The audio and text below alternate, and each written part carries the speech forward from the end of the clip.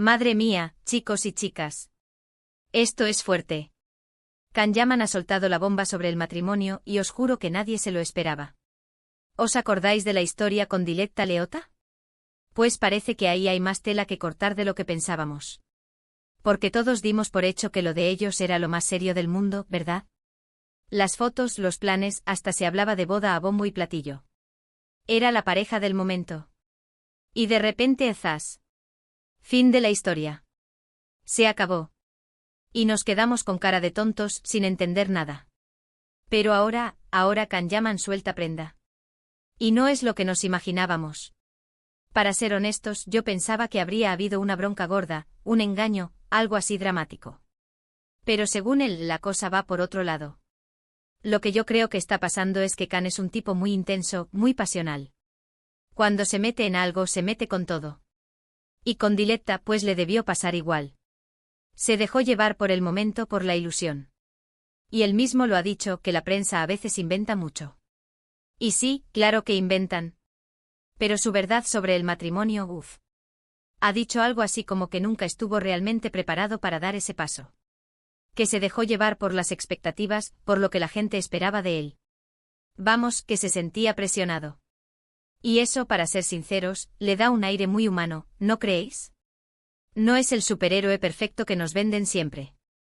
Es un chico que también tiene sus dudas, sus miedos. Muchos dicen que fue una estrategia para ganar fama, que todo era un montaje.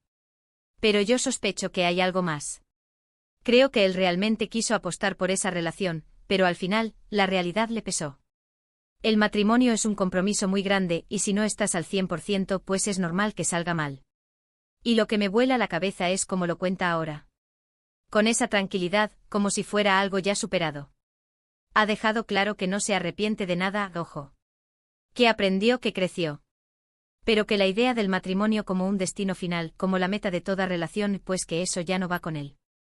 Es un cambio de chip total. A ver, que nadie te obliga a casarte, de eso está claro. Pero cuando tienes a todo el mundo esperando la boda y tú mismo pareces ilusionado, pues choca bastante. A mí me da la sensación de que Can Yaman está en un momento de redefinir su vida, su carrera, sus relaciones.